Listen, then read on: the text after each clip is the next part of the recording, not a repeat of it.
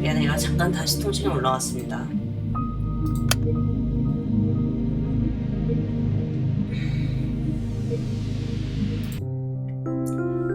지난번 마을 도서관까지 왔었죠.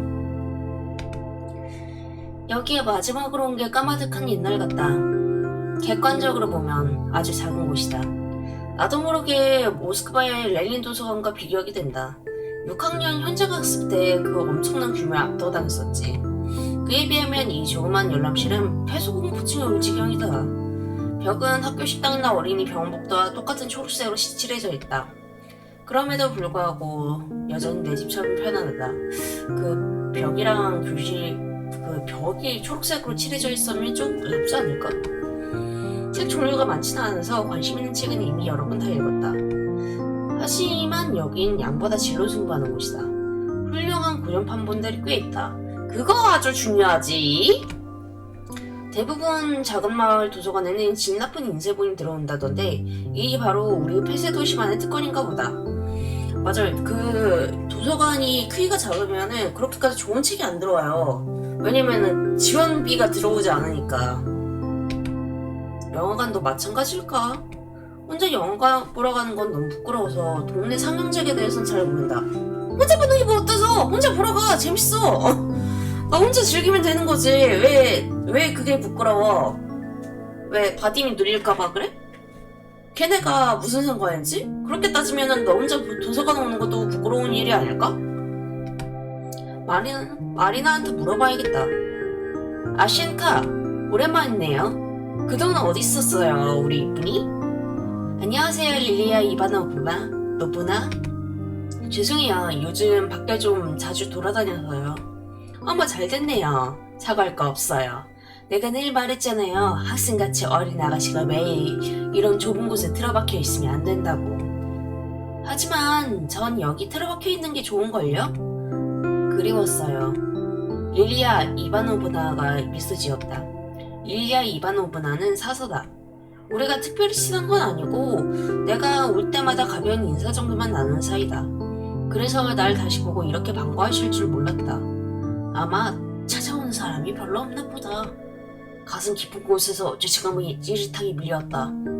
저기 혹시 안걸롱에 안젤리크 있나요? 이런 유감스럽게도 여긴 없네요.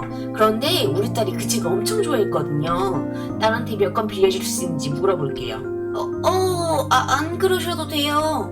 에이, 전혀 번거로울 거 없어요. 학생처럼 착한 아이라면 우리 딸도 흔쾌히 빌려줄 거예요. 정말 감사합니다. 천만에요. 진짜 그동안 안 들린 게 더 미안해지네. 다음에 릴리아 이바노브나께 초콜릿 상자라도 사다 드려야겠다. 난 서가를 둘러보았다. 안젤리크가 무슨 내용인지 못 봐서 좀 아쉽긴 하지만 솔직히 말해서 지금은 그걸 읽을 기분이 아니다. 익숙한 걸 읽고 싶다. 가벼운 걸로. 예를 들면 키르브리츠프의 100년 후 같은 거. 가벼운 거 맞아? 완벽해. 나는 늘 안떠한 자리에 앉았다. 내 나이에 동화책을 읽는 건 좀 부끄러운 일일지도 모른다. 동화책이었구나. 하지만 오늘은 무거운 건 싫다. 슬픈 것도 싫고. 이 책은 전에도 수없이 읽었지. 만약 내가 나치에게 붙잡혔는데 살 길이 이 책의 구절을 한 구절 암송하는 것뿐이라면 난 아마 살아남을 거다. 나치가 왜 그런 걸 원하겠니냐만. 그냥 가정해본 거다. 맞다. 작년에 이거 영화로 나왔었지. 다들 엄청 좋아하던데. 난 그냥 그랬다. 뭐 나쁘진 않았어. 더 많은 사람들이 이 이야기를 알게 된 건 기쁘다. 하지만 내가 책을 읽으며 상상했던 모습과는 전혀 달랐다. 이게 책을 읽는 사람과 책을 안 읽는 사람의 영화를 보면 느끼는 그 차이점이죠. 해리포터도 해리포터 주인공 우리의 헤르미온은 이렇게 생기지 않았어 라면서 이야기를 많이들 한다면서요. 잠시만요.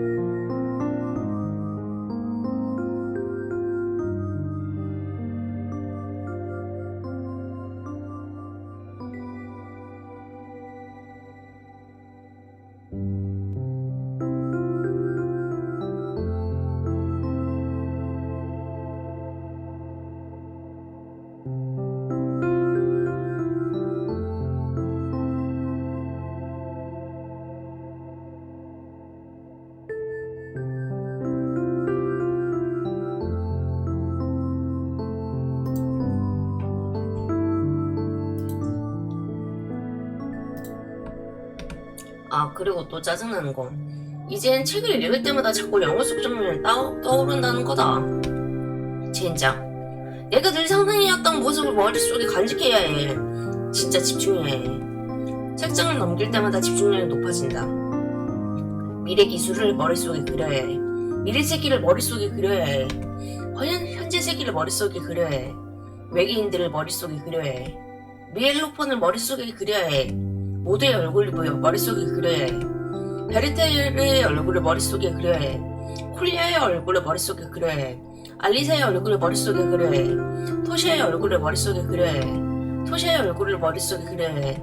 머릿속에 그려야 해. 머릿속에 그려야 해. 머릿속에 그려야 해.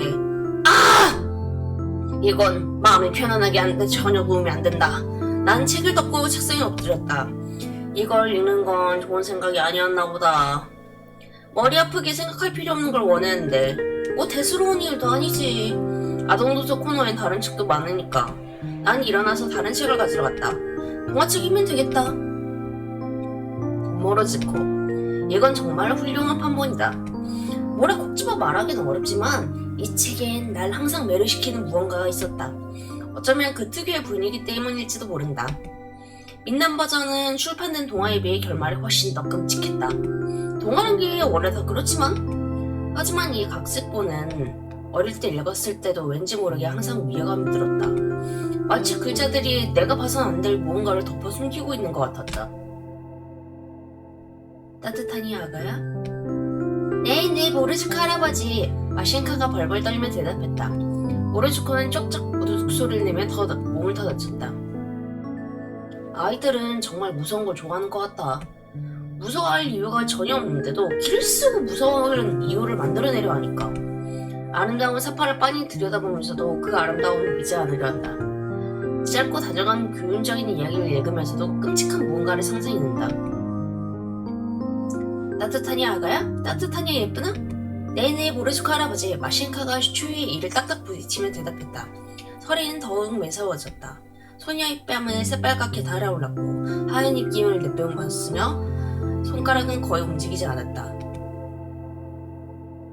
우리 어릴 때 다들 스릴을 즐기는 걸까? 어쩌면 단순한 생존 본능일지도 모르지. 항상 최악의 상황에 대비하라. 항상 어둠 속에서 무서운 얼굴이 서서보고 있다고 상상하라. 항상 미소기에 숨겨진 걸 의심하라. 따뜻하니 아가야? 따뜻하니 예쁘나? 따뜻하니 내 사랑아? 오, 너무 따뜻해요 모르즈코 할아버지. 소녀가 대답했지만 그 목소리는 점점 잦아들었다. 아니, 그건 아닌 것 같다. 최고의 순간을 경험하기 위해 항상 스스로를 겁줘야 한다면 그 얼마나 우울한 삶인가. 적어도 난 더 이상 그렇지 않다. 아무것도 없는 곳에서 무서운 것을 상상하지 않는다. 세상이 그것보다 훨씬 낫다는 걸 아니까. 경멸하거나 두려워할 것보다 사랑할 것이 훨씬 더 많다는 걸 아니까. 이건 충동적인 감정적인 선택이 아니다. 아니, 모든 것에 대한 유일하고도 이성적인 결론이다. 그러자 모르즈코는 소녀를 가엾게 여겼다. 그는 마시엔카를 두꺼운 모피코트로 감싸고 눈으로 만든 담요를 덮어 따뜻하게 녹여주었다. 얼어 죽으란 거 아니야? 그래, 난 눈부시게 아름다운 그림들을 차례로 넘겨보았다.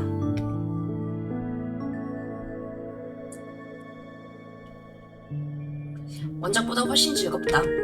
민담 너무 뻔하다. 단순하고 투닥박해서 실망스럽다. 착한 소녀는 의식의 규칙을 존중해서 살아남고 나쁜 소녀는 규칙을 어겨 꽁꽁한 시체가 되어 엄마에게 돌아간다. 흥미로운 미담이네. 하지만 그 속에 담긴 사상은 요즘 아이들이 거기서 뭘 배울 수 있을지 모르겠다. 하하, 가린 말이 맞을지도. 나 진짜 반항기가 오나봐. 그렇긴 해도 모르즈코라는 존재를 우주의 의지 연장선으로 본다면 알 것 같아. 진짜 의미를. 당연하지. 바로 그거였어. 모르즈코는 자연의 섭리야. 세계의 의지라고. 그래, 두려울 수도 있지. 그거에 대해서 어떤 긍정적인 감정도 품을 수 없을 것 같은 상황에 처할 수도 있어. 하지만 그럼에도 불구하고 온 힘을 다해 그걸 사랑해. 그러면 분명 보상받을 거야. 그래 맞아. 왜 진작 눈치채지 못했을까? 내내 내 머리를 쾅쾅 내리치고 있었는데. 이제 알겠어. 그런 의미에서 이건 엄청난 이야기다. 그런 의미에서 전 세계 모든 아이들이 꼭 읽어야 해. 나는 한 번도 본 적 없는 페이지를 내려다보았다. 모로즈코와 마신카 그리고 다른 모든 등장인물들이 활짝 웃으며 나를 쳐다보고 있었다. 내가 해냈어. 메시지를 받았어. 네가 그토록 오랜 세월 동안 내게 전해려 했던 그 가르침을 드디어 이해했어. 이건 나만의 작은 축하다. 이건 나의 인정이다. 오늘 난 아주 훌륭하고 중요한 사실을 깨달았다. 나는 그 페이지를, 이전에 본 적 없는 그 페이지를 응시하며 깊은 감사함에 벅차올랐다. 오직 나만을 위한, 내 눈에만 보이는 것이란 걸 안다. 세상 누구도 아닌 나만이 저 미소들을 보았다. 이게 얼마나 엄청난 영광인가! 난 정말 운이 좋은 아이야. 안녕히 계세요, 릴리아 이바노브바. 어머, 잘 봐요, 아샤. 조심해서 가고요. 당연히 무사히 조심히 갈 거다. 내 곁은 이 놀라운 축복과 인정이 함께하니까 무슨 일이 있어도 난 괜찮을 거다.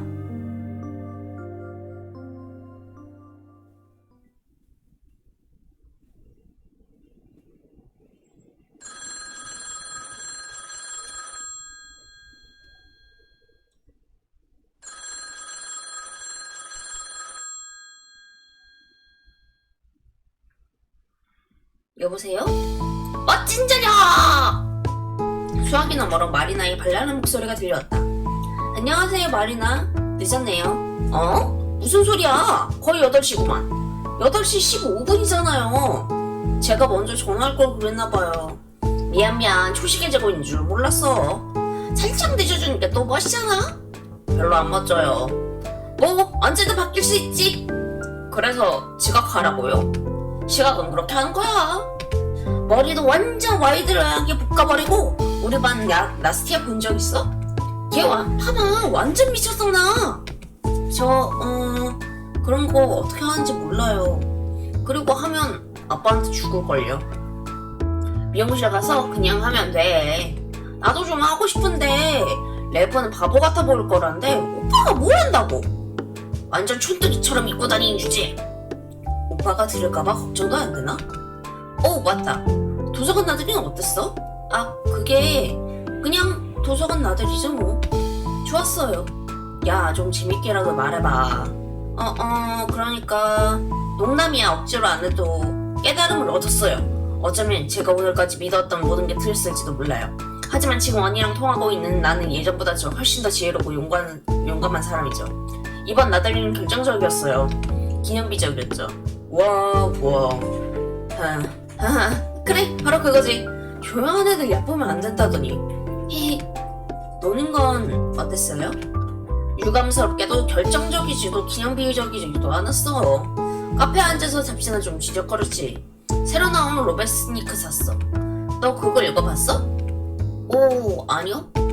전 소년 박물학자를 읽어요. 그리고 모닥불. 너 진짜 놀랍다. 그게 무슨 뜻이에요? 비염이야. 나쁜 뜻은 아니야. 근데 내 말은 넌 좀 더 어른스러운 거에 관심 없어? 저 맨날 어른스러운 거 있는데요. 그래? 예를 들면 책, 아빠 신문, 엄마 잡지요. 완전 성숙한데. 그럼 언니는 무슨 성숙한 걸 읽는데요? 끝내주는 거. 로베스니크 교대근무 여성노동자 사회주의 공화국 패션. 마지막 게 어떻게 성숙한 거죠? 글쎄요, 아스카. 내가 몇 권 빌려줘야겠다. 너도 완전 좋아할걸. 글쎄요. 난 그런 거 별로. 아니 진짜로 교대근무 완전 네 취향일걸?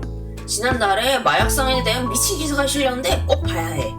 몇 주 전에는 외국인 청년인가 뭔가 하는 기사도 있었고. 내가 찾아볼게. 확실히 엄청 재밌어 보이긴 한. 알았어요. 근데 내가 그런 거 읽는 걸 아빠가 좋아하실진 모르겠네요. 그렇구나. 그럼 같이 읽으면 되지. 정말요? 응. 이번 주에 몇 권 가져갈게. 오케이. 솔직히 말해서 나도 전부터 그런 잡지들이 궁금하긴 했다. 작년엔 내 돈으로 로베스니크를 한 권 사기도 했었다. 앉은 자리에서 다 읽어버렸지. 하지만 아빠한테 들켰고 그리고 뭐 그럴 만한 가치는 없었다. 그냥 사서 바로 다 읽어버리면 될 것 같기도 해. 그러고 나서 버리면 되는데 그건 너무 아깝잖아. 아니 아빠가 뭐? 아빠가 잡지 찢었어? 아빠 왜 그래? 아니 애가 좀 읽을 수도 있지? 도서관을 기증하면 어떨까? 그거 나쁘지 않은 생각인데 전혀 나쁘지 않아. 그래도 마리나가 잡지를 빌려준다면 용돈을 아끼는 편이 낫겠다. 맞다. 그래서 본론으로 돌아가자. 네? 내가 전화한 이유. 네. 수학이 너머로 긴 침묵을 일렀다. 마치 마리나가 마음을 다잡고 있는 것처럼. 우리 이라 상태에 대해 얘기했던 거 기억나? 당연하죠. 그렇겠지. 그게 이런 거야. 이라가 완전히 제정신이 아닐 때 어떤 상태가 되는지 말해줬잖아. 그럴 땐 말이야. 보통은 스스로 정신을 차렸어. 시간 좀 걸리긴 했지. 몇 분일 때도 있고 몇 시간일 때도 있었어. 하지만 이겨냈어. 그리고 시간이 지날수록 그게 점점 더 힘들어졌어. 치료가 도움이 됐지. 약이 안정제 역할을 했거든. 그러니까 마치 마음속 구덩이가 얕아진 것 같았어. 여전히 구덩이는 생겼지만 감당하기 더 쉬워진 거지. 빠져나기도 더 쉬워졌고. 그런데 이라가 약을 끊었을 땐 마치 거대한 협곡 한가운데 뚝 떨어진 것 같았어. 마리나가 말을 멈췄다. 마리나의 말투는 마치 단어 하나하나를 억지로 쥐어짜는 듯했고 웅얼거리는 수화기 소리 때문에 더욱 그렇게 들렸다. 그리고 그건 문제의 절반에 불과해. 더 있다고요? 그런 상태로 너무 오래 있으면 망가지기 시작해. 네? 인간의 뇌는 그런 종류의 스트레스를 감당하도록 만들어지지 않았거든. 그래서 결과적으로 우리의 의식, 모든 기능이 썩어들어가기 시작하는 거야.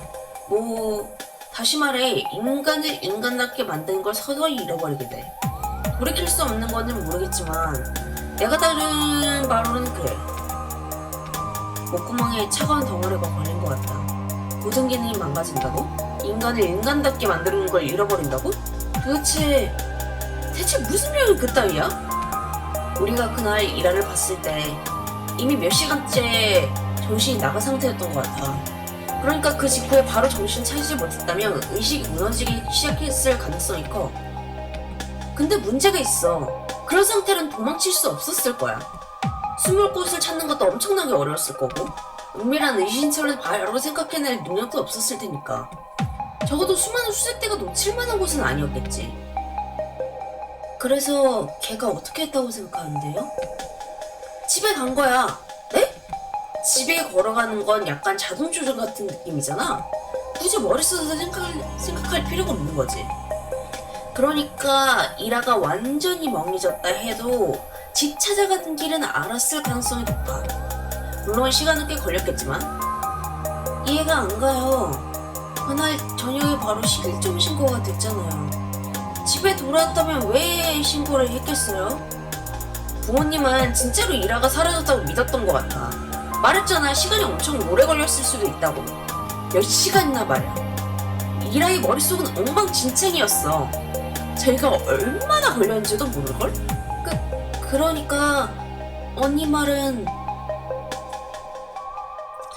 이라 부모님은 이라가 평소처럼 집에 안 오니까 실종신고를 했고 추리보다는 이 인과관계가 굉장히 복잡한 것 같아요. 보다 보면은 이라의 실종보다는 아샤의 상태도 굉장히 걱정이 되거든요. 아샤도 만만치 않게 걱정이 되는 아이기 때문에 한번 같이 보도록 하죠. 그건 아마 늦은 밤이었을 거고 신고는 밤 11시 넘어서 접수됐어. 그러고 나서 이미 경찰에 신고한 뒤에 이라가 돌아왔다는 거네요? 맞아. 그럼 왜 신고를 취소하지 않은 건데요? 마리나가 한숨을 쉬었다. 그게 제일 역겨운 부분이지. 네? 이라가 몇 시간 뒤에 나타났다고 쳐보자. 새벽 1시나 2시쯤 그쯤에. 그때 이라가 어떤 상태였을지 생각해봐. 이라가 자기 상태를 어떻게 숨겼는지 생각해봐. 집이랑 사람 많은 곳을 어떻게 피해 다녔는지. 어쩌면 부모님도 이라의 그런 모습을 처음 본 걸지도 몰라. 그리고 만약 그렇게 극단적인 상태였다면 고개는 푹 숙이고 헛소리를 중얼거리고 다리는 후들거리고 글쎄 처음엔 술에 취했거나 약을 했다고 생각했겠지. 소리를 지르면서 어디에서 누구랑 뭘 했는지 캐물었을 거야. 그리고 그건 멈췄겠지. 뭔가 잘못됐다는 걸 깨달았을 테니까. 아마 직감적으로 느꼈을 거야. 의자에 축 늘어진 모습이나 계속 헛소리를 중얼거리는 모습, 아니면 흐리멍덩하면서도 동시에 경계하는 듯한 눈빛 같은 거에서 분명 선택했을 거야. 아니, 존나 무서웠겠지. 그래서 패닉이 빠졌을지도 몰라. 패닉? 그 단어는 좀 안 맞을 수도 있겠다. 그 사람들은 이성적으로 행동하려고 했어. 패닉 상태에서 이성이랄까? 우리 카페에서 했던 얘기 기억나? 네. 그 집안 지켜야 할 체면이 있잖아.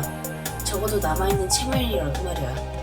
딸은 이미 문제아로 찍혔고 다루기 힘들고 불안정한 내로 말이야. 이라가 무슨 약을 맞았는지도 모를 꼴로 집에 들어왔다는 걸 사람들이 알면 뭐라고 할 것 같아? 아니면 자정이 훌쩍 넘어서 미친년처럼 중얼거리면서 돌아왔다면? 설마 선배 말은 그게 아주 곤란한 상황이라는 거지.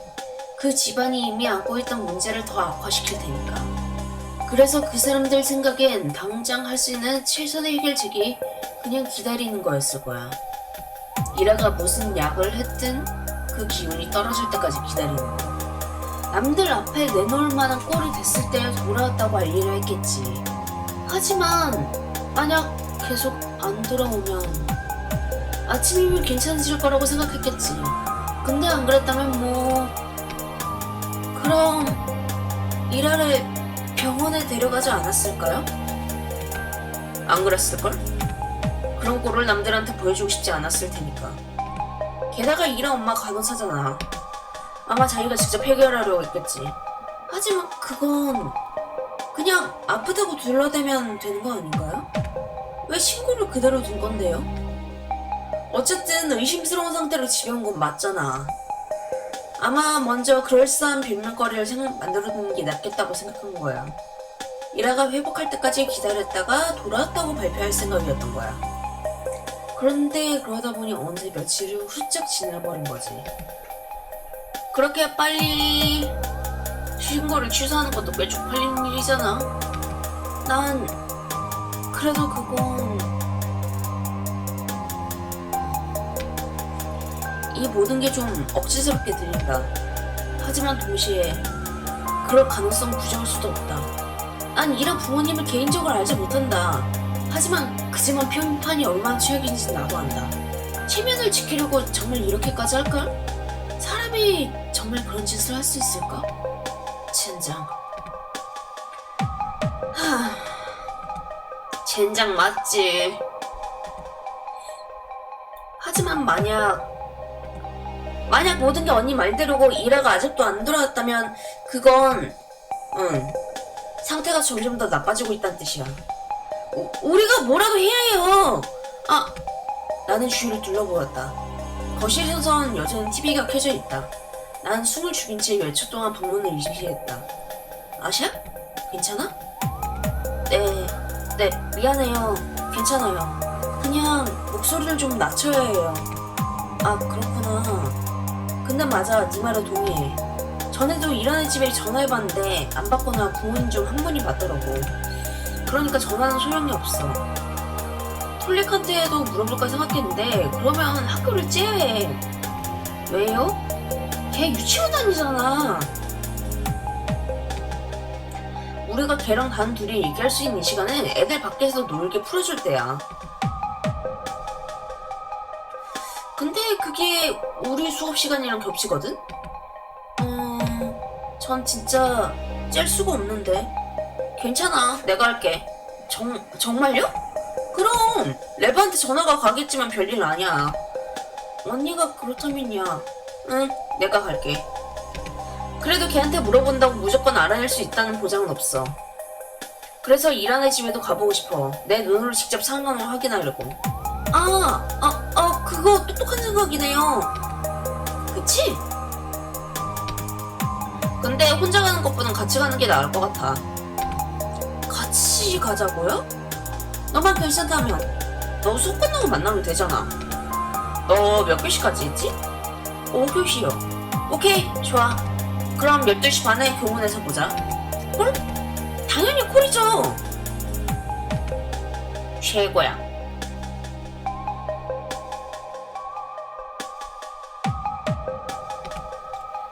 그럼 그때 보는 거다? 네, 그때 봐요. 아, 잠깐만. 언니 번호 적어놔도 돼요? 당연하지. 난 낙서하던 메모장에 번호를 적었다. 다 적었어요. 이제 우리 오빠 맘껏 괴롭혀도 돼. 절대 안 그럴 거거든요. 그냥 농담이야. 잘 자, 아샤. 잘 자요.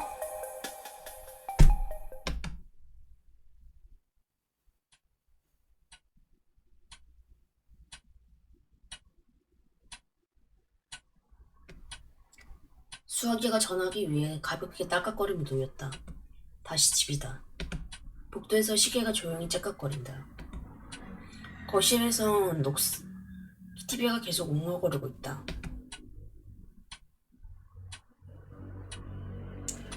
난 통화하는 동안 무심코 끄적인 모양들을 내려다보았다. 어떤 부분은 빗금에 엄청 빽빽하게 쳐져 있다.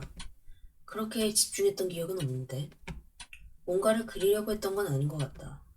아닌 것 같은데 그래도 이 모양을 좀 더 자세히 들여다보니 그 어둡고 흐릿한 육각선을 훑어보니 내 시선이 그 구부정한 등을 타고 미끄러져서 물결치는 머리카락을 따라 내려가 더 깊이, 더 가까이 얼굴이 있어야 할 곳을 향해 나아간다. 그곳을 뒤덮은 그림자가 너무나도 짙다.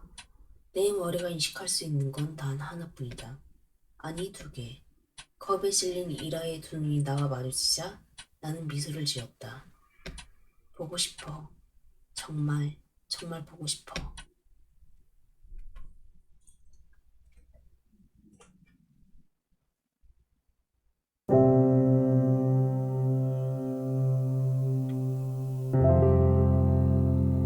하늘이 낮게 깔려있다. 선생님이 칠판 앞에 무슨 역사적인 전투에 대해 파리떼처럼 웅얼거린다. 억지로 귀를 기울이려 해도 도저히 집중할 수가 없다. 지금 나한테 중요한 건 마리나와 함께 세운 기획뿐이다. 마지막 종이 울리자마자 교실을 뛰쳐나갔다. 복도를 지나 계단을 내려가 또 다른 복도를 가로질러 외투 보관소를 거쳐 밖으로 나섰다. 무방비한 얼굴에 차가운 바람이 매섭게 몰아쳤고 나는 목에 느슨하게 걸쳐두었던 목도리를 서둘러 단단히 묶었다. 아샤! 마리나가 교문에서 손을 흔들고 있다. 나도 마주 달려가려던 참이었는데 아야! 아하하하! 죽어라 길스파이! 맨꼬마 녀석이 던진 눈덩이에 정확히 저격당했다. 비틀거리는 사이 부서진 눈덩이가 머리카락 사이로 차갑게 녹아내렸다. 와, 진짜 기가 막히게 잘 던졌네. 와, 제대로 맞췄는데? 아니, 칭찬할 때 아닌 것 같은데? 아니, 그게 아니라 감히 숭리를 향해 눈덩이 던지다니 너희들 대체 무슨 배짱이야? 숭녀? 숭녀는 무슨? 제 여자도 스파이랑 한패다! 잡아라! 헐? 마리나를 향해 눈덩이 세례가 쏟아졌지만 나와 달리 재빨리 머리를 감싸 보호했다. 이게 무슨 짓이야? 글래프, 다냐, 너희 엄마한테 다 일러 바친다. 하하, 어차피 우리 엄마들도 너 싫어하거든. 진짜. 아샤, 뛰자. 손잡아. 떼떼. 우리는 운동장을 가로질러 달렸고 불쌍한 옆구리 있는 맹렬한 포화의 표적이 되었다. 세상에 저런 투구폭은 어디서 배운 거야? 솔직히 꽤 대단하긴 해. 라프타를 하면 엄청 잘했다. 요즘 애들도 라프타 하려나? 아, 진짜 이게 뭔 꼴이야. 빌어먹을 꼬맹이들. 다음에 잡히기만 해봐. 마리나는 씩씩거리며 엉망이된 코스에서 눈을 털어냈다. 나도 따라 눈을 털어내려던 찰나 근처에서 몹시 불쾌한 웃음소리가 들려왔다. 잘들 뛰네, 암탉 두 마리. 가린 튀어나온 얼굴로 운동장을 가로질러 우리 쪽으로 걸어왔다. 마리나가 이를 악물었다. 바디. 야! 거기 꼬맹이들! 왜 쟤한테는 안 던지는데, 오, 그러게. 왜 나한테는 안 던지냐, 꼬맹이들아? 크고 똑똑하게 대답해봐. 형님이 저희 대장이니까요. 예, 알겠습니다. 그러냐? 뭐? 너 쟤네 뭐 부모라도 돼? 대장이라잖아. 귓구멍 좀 봐라. 대장? 그게 무슨 뜻이야? 계약을 맺었다는 뜻이지. 서로 윈윈하는 합의랄까? 자본주의의 돼지 같으니. 아샤, 당국에 신고하자. 계약? 간단해. 내가 가진 쭉방 누님들 카드 덱을 좀 보여줬거든. 그 대가로 너희 둘이 통장을 지날 때마다 쟤들이 가벼운 운동을 시켜주기로 한 거지. 그나저나 방금 쉬 아주 볼만하더라. 참나, 무슨 카드 덱인데? 알려줄 우려도 없지만 그냥 평범한 트럼프 카드인데 섹시한 여자들이 인쇄돼 있는 거. 다 벗고 있는 것도 있고. 다 기가 막혀서. 그런 건 대체 어디서 구한 거야? 우리 형 파면서 찾았지. 사람 맨 안쪽에 꽁꽁 숨겨놨더라고. 참 고상하시네. 보여줘봐. 에에? 꿈도 꾸지마. 내가 공짜로 퍼주는 자선사가 걸어 보이냐? 하, 어차피 말라 비틀어져서 빳빳해져 있겠지. 빳빳해? 아니거든. 완전 새것처럼 번쩍번쩍하다고. 선택받은 자들만의 특권이지. 넌 해당 사항 없고. 와우, 여기 무슨 비밀 결사대라도 납셨네. 이름이 뭔데? 퍼러는 포커 연맹? 하하하하하. 입에 착착 감기네. 그거 인정해줄게. 이런 얘기 안 하는 게 좋을 것 같은데. 맞는 말이야, 슈비나. 콤스몰의 여성 동지가 그런 단어를 입에 담다니 사람으로 풍미가 없군. 콤스몰의 남성 동지가 그런 걸 들고 다니는 건 풍미가 있는 건가? 그 입으로 할 소리야? 그나저나 고작 우리한테 눈덩이 폭격 먹이려고 그딴 멍청한 거래를 한 거야? 대충 그렇지. 너 사수산이야? 대체 왜? 이 쓰레기 같은 잡일에 날 끌어들인 대가다. 이 정도면 꽤 공평하지 않냐? 잡일? 아 맞다, 어제 말해주는 거 깜빡했네. 우리 얘기 끝나자마자 얘한테 전화했거든. 에? 얘도 우리랑 같이 일하는 집에 갈 거야. 오, 뭐라고요? 그래. 나는 제발 농담이길 바라며 가린과 마리나를 번갈아 쳐다보았다. 물론 놀러 가는 건 아니라는 걸 알고 있지만 가린과는 정말이지 필요 이상으로 말을 섞고 싶지 않다. 하지만 왜요? 그냥 들어가게 해달라고 하는 거 부탁하는 것만으로는 안 통할 것 같은 예감이 들었거든. 그럴 때 바디게임 무식하면 근력에 쓸모가 있을 테니까. 무식해? 내가? 네 성적이야말로 바닥 끼고 있지 않냐? 하? 아니거든? 걱정을 줘도 참 고맙네. 설령 그렇다 쳐도 언제부터 성적이 진행이 척도였는데? 진짜 구시대적인 발상이네. 알베르트 아인슈타인도 성적은 형편없었지만 현대 물리학의 아버지가 됐잖아? 하나 더 알려줄까? 성적으로서 줄 세우는 것 자체가 역경 계급주의의 선물이야. 위대한 혁명 내성 이념의 정면을 위배된다고. 내게 권한이 있었다면 이 썩어빠진 시스템부터 당장 폐지했을 거야. 마리나, 진짜 성적 괜찮은 거 맞아요? 일하는 집 보러 가자. 응.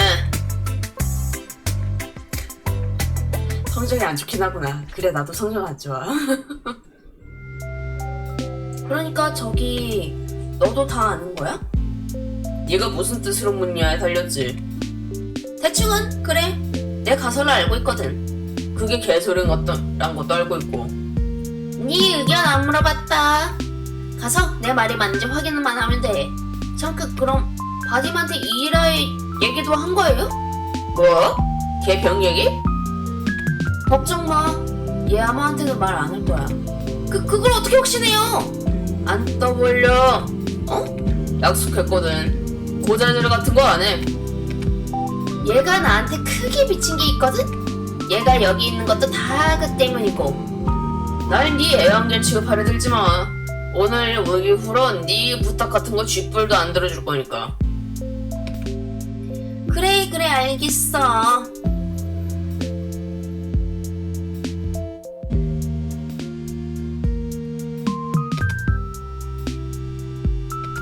나는 가린을 바라보았다. 가린이 이라의 사정을 알고 있다니. 남에게 절대 들키고 싶지 않을 수치스러운 비밀들. 아무리 생각해도 납득이 가지 않는다.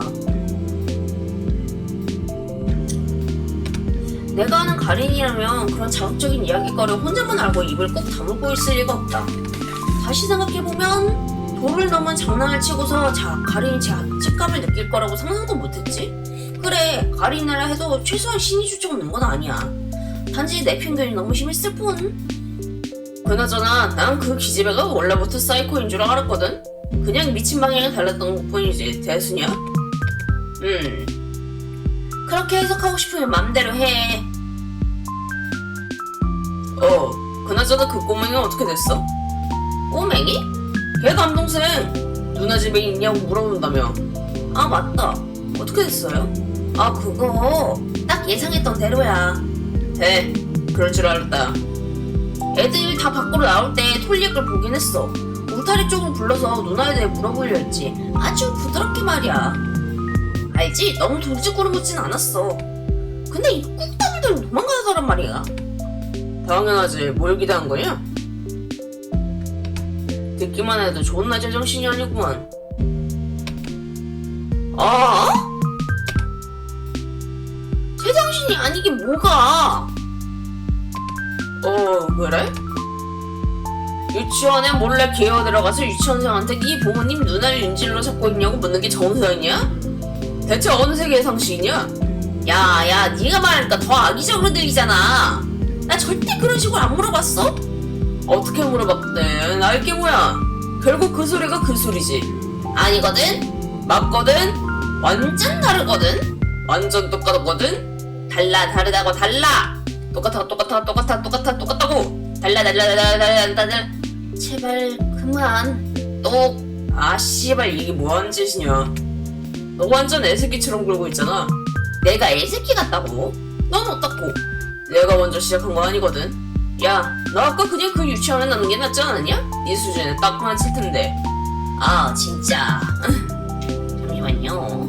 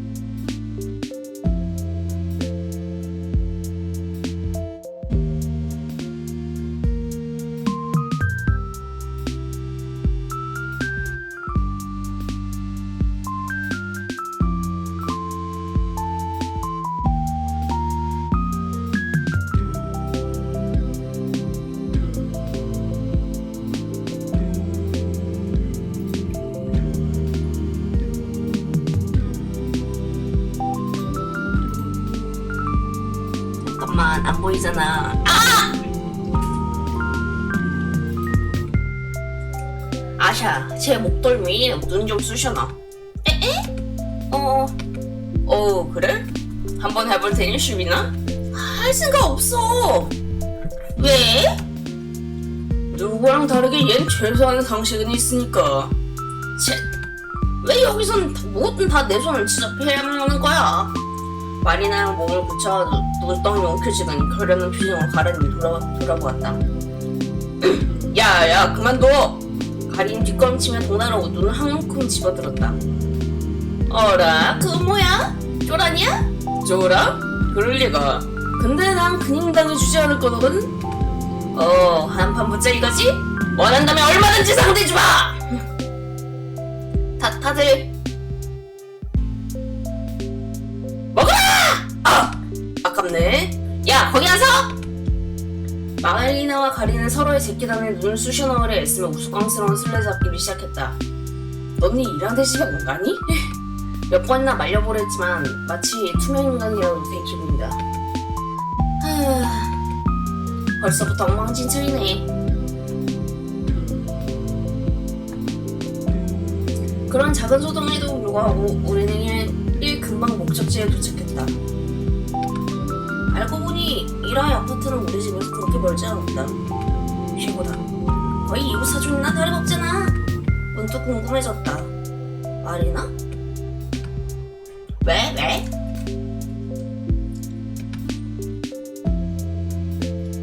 젖은 옷깃에서 남을 털어내는 마리나의 목소리가 미세하게 떨렸다. 미란의 집에 가본 적 있어요? 어떻게 생겼어요? 아니, 한 번도 가본 적 없어. 말했잖아. 우리 그렇게 친한 사이 아니라고. 걔가 우리 집에 몇 번 온 적은 있지만 진짜 불공평하지, 안 그래? 그러게요. 이라가 돌아오면 구경할 수 있을지도 몰라요. 그럴지도.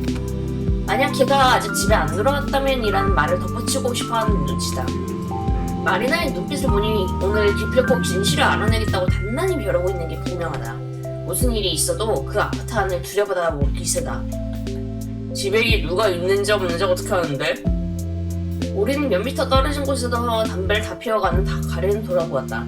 아니, 여기는 왜 이렇게 담배 피는 학생이 많아? 가리는 후드에는 아직도 눈덩이 조각들이 덕지덕지 붙어있었다. 히히, 잘 물어봤어. 유치원에 가기 전까지 시간이 꽤 널널했거든? 그래서 병원에 들려서 그라체프스카야 간호사에 대해 물어봤지. 그래서 야간 교대 근무라도 한대? 그보다 더 확실해. 이라가 사라진 이후로 한 번도 출근을 안 했대. 들었지? 이제 내 가설이 마냥 멍청해 보이지만은 않지, 여전히 멍청해 보이는데? 미안하리다가 혀를 쏙 내밀었다. 왜 자꾸 그렇게 말해, 바디?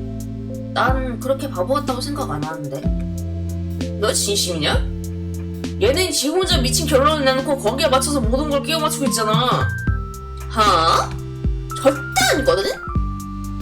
나도 비슷한 느낌을 받긴 했는데. 아샤!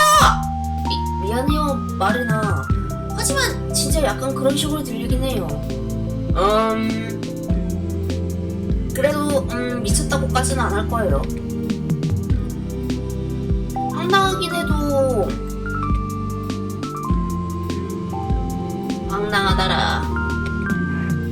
있잖아, 걔가 저 안에 있을 확률이 단 1%라도 있다면 난 확인해봐야겠어.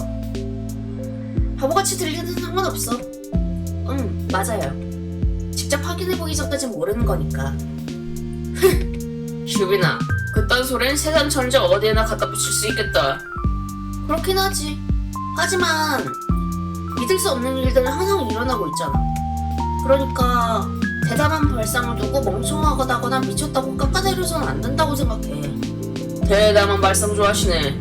외계인이 퉁구스카에 불식했다는 게 대담한 발상이지. 이건 그냥 제가 싸그리 추리소설에서 주워들은 뻔한 반전일 뿐이라고. 난 둘 다 꽤 대담하다고 생각하는데. 그래도 난 그게 원격 에너지 전송이었다고 믿어. 퉁구스카사가 말이야. 그 얘긴 들어봤어. 너무 억지스럽던데. 목격자의 증언을 좀 읽어봤는데 전기에 대한 언급은 전혀 없었거든. 글쎄, 그 정도 규모의 전기 폭발이나 화재라면 외부 관찰자 입장에선 크게 달라 보이진 않을 것 같아. 그리고 그게 꼭 전기일 필요는 없잖아. 세상에 다른 형태의 에너지도 있으니까. 니콜라 테슬라가 다른 무언가를 시도해봤을 수도 있고. 야, 테슬라는 완전 전기 외길 인생이잖아. 그 양반이 뜬금없이 뭐 플라즈마 같은 걸 가지고 놀았을 거 아니야? 난 사실 레이저 같은 걸 생각하고 있었어. 얘들아, 대체 무슨 뚱땅지 같은 소리들을 하는 거야? 맞다. 우리가 지금 신경 쓸 일은 이게 아닌데. 그건 이미 운석으로 밝혀졌다고! 대기권 해충부에서 폭발한 거 그게 다야. 시뮬레이션까지 돌려봤는데 모든 게 완벽하게 맞아 떨어졌다고. 세상에 이래놓고 나만 미친 사람 취급하는 거야? 그게 완전 개소리네. 모든 게 그렇게 단순할 거 같냐? 오컴의 면도날이야 친구. 오컴의 면도날. 어쨌든 모든 증거가 운석을 가리키고 있잖아. 네 주장은 근거 없어. 글쎄, 모순되는 점들이 좀 있긴 해요. 예를 들면 그러니까 그게 운석 아니면 해성이어야 하잖아요. 맞죠? 해성설이 가장 유력하다고 알고 있는데요. 근데 해성 궤도가 비교적 완만한 곡선을 그리거든요. 만약 진짜 해성이었다면 훨씬 더 높은 고도의 대기권에서 다 타버렸을 거예요. 소행성일 수도 있잖아. 이름부터가 대놓고 퉁구스카 운석이기도 하고. 그럼 자네는 어디 간대? 천진하셨네. 크레이터는 어딨고? 그건 공중에서 폭발했다고 말했잖아. 크레이터가 생길 리 없지. 그럼 주변에 파편이라도 흩어져 있을 거 아니야. 그걸 때를 이잡듯이 뒤졌는데도 아무것도 안 나왔다고. 파편은 자네는 열기 때문에 다 분해됐을 수도 있잖아. 폭발이 엄청나게 컸다며? 근처 마을 사람들도 엄청난 열풍을 느꼈다니까. 그 정도면 운석을 완전히 녹여버리고 남지. 누가? 네가 물리 잼병인 건 알았지만 그 정도로 심각하냐? 그래. 네 외계 우주 전설은 참 현실적이기도 하겠다. 사실 3일섬 가설이라는 것도 있는데 우리의 대화는 그 후로도 몇 번 동안 했나 계속 그런 식으로 이어졌다. 얘들아, 일 아침에 가야지. 와, 학교 친구들과 이런 주제로 토론을 하게 될 줄은 꿈에도 몰랐다. 그것도 가린이라. 비록 각자의 의견이 너무 달라서 거의 말싸움을 벌일 뻔했지만 나 꽤 즐거워하고 있는 것 같다. 기분이 묘하다. 모두가 앉아서 고개만 끄덕이며 동의한다면 그것도 제대로 된 대화라고 할 수 있지. 나조차도 없겠지. 나조차도 그 정도는 알고 있지만 이런 상황이 어떤 감정을 불러일으키는지 까맣게 잊고 있었을 뿐이다. 마지막으로 이랬던 게 언제였더라. 이런 적이 있긴 했나? 어쩌면 단 한 번도 없었을지도. 애초에 내게 허락되지 않는 일이었을까? 이젠 나조차도 확신할 수 없다. 만약 내가 이런 상황에 놓일 운명이 아니었다면 지금 이 순간이 가능해진 건 오직 축복 덕분일 거다. 그것만이 유일하게 납득 가능한 해답이다. 나처럼 결함투성인 존재가 이런 즐거움을 누릴 수 있는 단 하나의 이유. 그래, 당연하게도 이건 내게 주어진 선물이다. 절대 헛되이 날려버릴 수 없다. 어쩌면 대화하는 법을 아는 내 안에 아주 작은 인간성의 파편이 다시 회복될지도 모른다. 그래서 이렇게 일어날 리 없는 기적이 허락된 걸까? 내가 너무 큰 기대를 품고 있는 걸지도 모르지. 어찌됐든 진심은 감사해야 할 일이 또 하나 늘어났습니다. 자, 우주 얘기는 이쯤에 두고 우리가 여기 온 진짜 목적을 달성해야지. 안 그래? 그래요. 평생 그 얘기만 할 줄 알았네. 마리나가 안심하라는 듯 미소를 지어보이고 우리는 다음에 입구를 향했다. 보르투카 다시 다른 주거용 건물들과 똑같이 생겼다. 길쭉한 5층짜리 건물 1층에 일정한 간격으로 차량은 늘어서 있고 그 아래마다 비밀번호 자물쇠가 달린 창문과 낡은 게시판이 숨겨져 있다. 누군가 이 건물에 사진 찍어서 내 집이라고 보여준다면 난 1초의 망설임도 없이 믿어버릴 거다. 그럼에도 불구하고 가까이 다가가 건물을 올려다보면 이 지붕 아래서 이라가 자라고 잠들고 밥을 먹었을 거라 생각하니 내 마음은 경외감을 가까운 무언가로 가득 차올랐다. 비밀번호 아니야? 응. 우리 반 애가 이 건물에 살거든. 걔랑 마주치면 어쩌려고. 긴장해. 안 마주칠 테니까. 마리나가 비밀번호를 누자 자물쇠가 찰칵하고 열렸다. 우리는 안으로 들어섰다. 그러니까 우리가 쉽게 말하면 아파트마다 그 입구 그 현관 입구 비밀번호가 있잖아요. 그런 느낌인가 봐 이게. 그러면 이라를 과연 어떻게 만나게 될지, 다음에는 이라를 만나게 될 수 있을지, 아니면 이 집안에 들어갈 수 있을지 기대를 하면서 오늘 방송은 여기까지 하도록 하겠습니다. 여러분, 오늘 화요일입니다. 딱 월요일 지나고 나서 더 피곤한 날일지도 모르겠어요. 그래도 그런 여러분들의 하루의 마무리가 좋은 마무리가 되길 바라며 지금까지 자면도중간장 영영이었습니다. 여러분, 오늘 밤도 잘 자요. 안녕.